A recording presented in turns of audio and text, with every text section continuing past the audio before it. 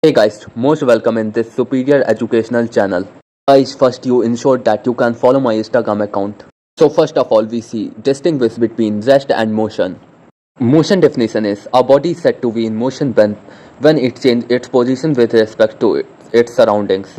Rest, a body is said to be in rest when it does not change its position with respect to its surroundings. Now we see motion is relative. A body can be moving for an observer at the same time it was rest for another observer. Depend on the observer. There are two types of motion. First is uniform motion and second is non-uniform motion. We start from uniform motion. The motion in which the object cover equal distance in equal interval of time, that is called uniform motion. Ox hands are best example for uniform motion. Now we are capable to see non-uniform motion, the motion in which objects cover unequal distance in equal interval of time, that is called non-uniform motion. What you see here? Here we can see fishes cover unequal distance in equal interval of time, that's why it was non-uniform motion. Non-uniform motion, acceleration was not zero, but in uniform motion, acceleration was zero. We see physical quantities, anything that can be measured it called physical quantities. There are two types of physical quantities. First is scalar quantity and second one is vector quantity. First of all, we see scalar quantities, those quantities which have only magnitude.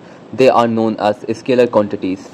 Example, mass, distance, speed, time, volume and density. We see vector quantities, those quantities in which magnitudes as well as direction also, they are known as vector quantities. For example, displacement, velocity, acceleration, force, momentum, etc. We see units. Unit is a system of measurement. For units, we have two types of management. First is MKS system and second is CGS system. Modified version of MKS system is called SI system.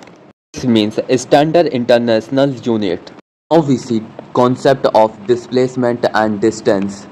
Displacement means the shortest distance between initial and final point is called displacement. It was always a straight line.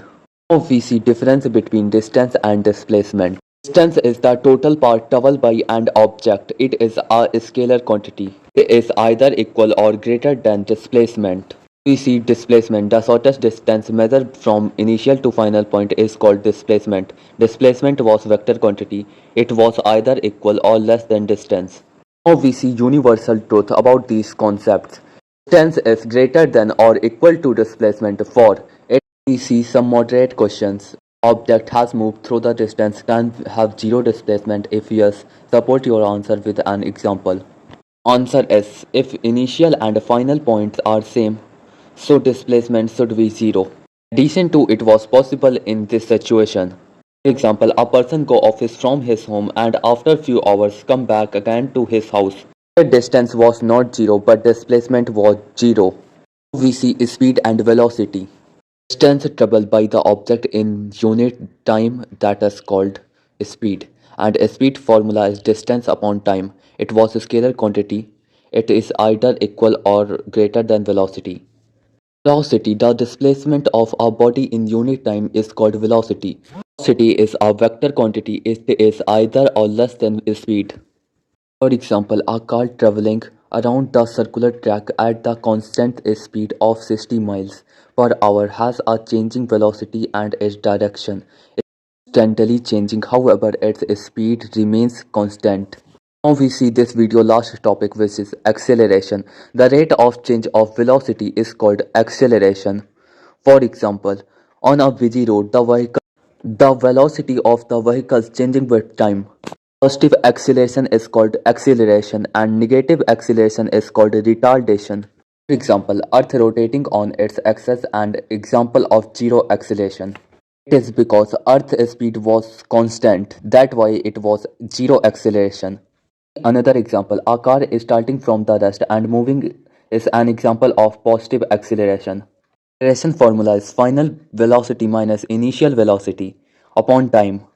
Remember that if acceleration is positive, so it called acceleration. If it was negative, it called retardation or deceleration. I'm filled with gratitude and thanks for watching this series, episode 1.